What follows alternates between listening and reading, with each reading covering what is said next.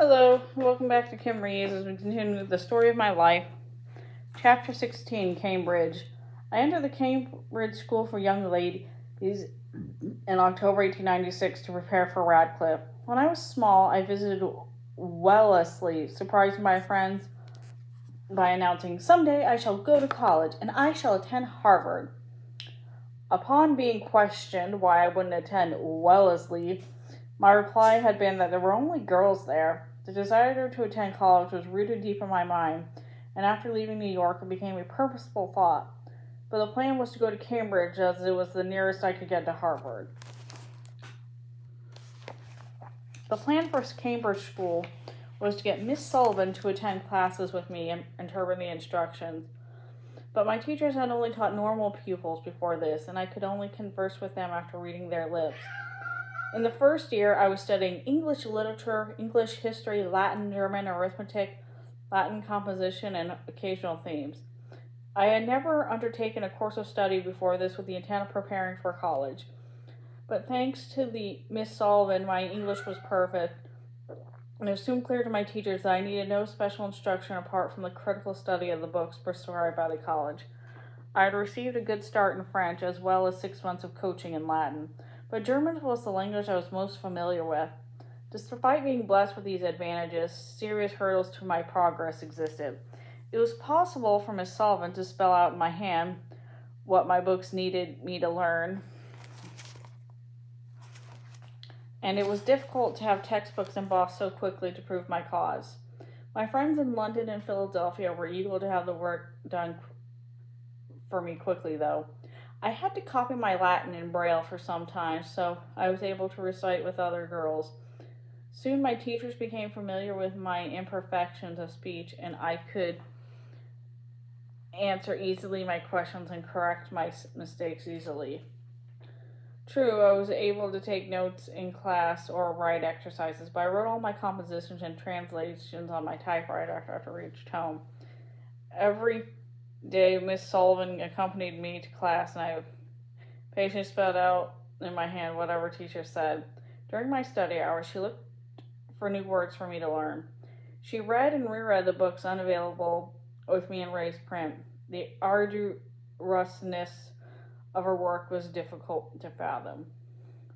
My German instructor, Frau Grote, and the principal, Mr. Gilman, were the only teachers in the school who learned the finger alphabet so they could instruct me. To give Miss Sullivan a little respite, the dear Frau Grote laboriously gave me special lessons twice a week. I finished arithmetic that year, reviewed my Latin grammar, and read 3 chapters of Caesar's Gaelic War in German. I read Schiller's Lied von der Glock and Tochter, Heinz Harseri, Freitag's Aus dem Staat, Friedrichs des Großen, Reels Fluck der Schlange, Lessings Mina von Barlem, and Ghosts aus meiner Leben. I love reading these German books, especially the wonderful lyrics of Schiller, the history of Frederick the Great's amazing achievements, and the story of Ghost's life. Mr. Gilman instructed me partly in English literature.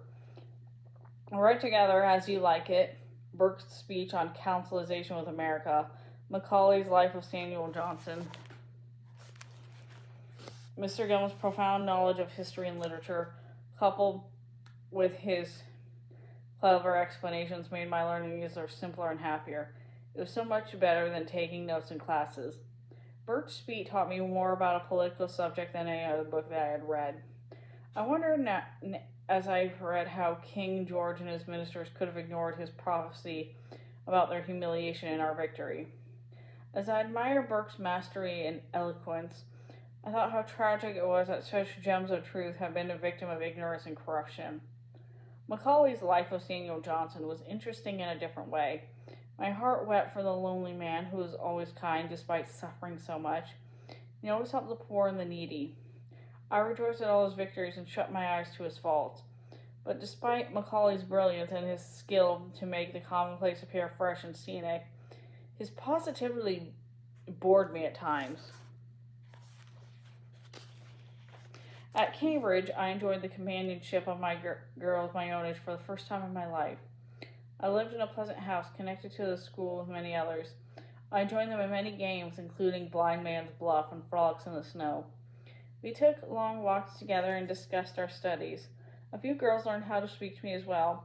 It spared Miss Tallman having to repeat her conversation to me. My mother and sister joined me for Christmas, and the kind Mr. Gilman offered Mildred the opportunity to study at the school. Mildred and I were together for 6 happy months, and after that, helping each other study and playing together. My preliminary examinations for Radcliffe took place from June 29 to July 3rd, 1897. The subjects I offered were elementary and advanced German, Latin, French, English, and Greek and Roman history. The examinations totaled 9 hours, and I passed everything, receiving honors in English and German. The method of examination required a student to pass in 16 hours. 12 hours were elementary and 4 hours advanced. One had to pass 5 hours at a time to have them counted. The examination papers were handed out at Harvard at 9 o'clock, and a special manager fetched them to Radcliffe. Each candidate was known by a number and not by a name.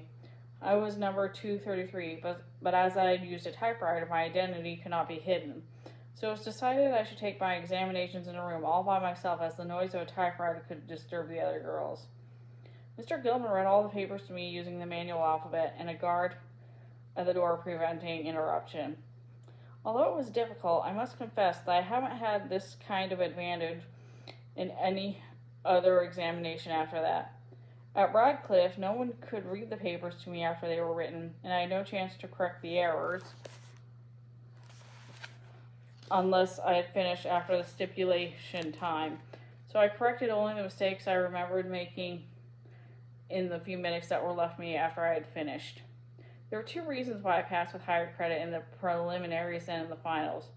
No one read my work over to me in the finals, and in the preliminaries the subjects were familiar to me.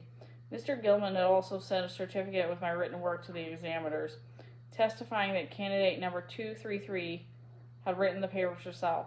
I discovered that the preliminary examinations became easier, and only the first one had been difficult. The day I was given the Latin paper, Professor Schilling arrived to inform me that I had passed satisfactorily in German. That was a great encouragement indeed, and I went through my present ordeal with a light heart and steady hand. And that's the end of that chapter. See you later.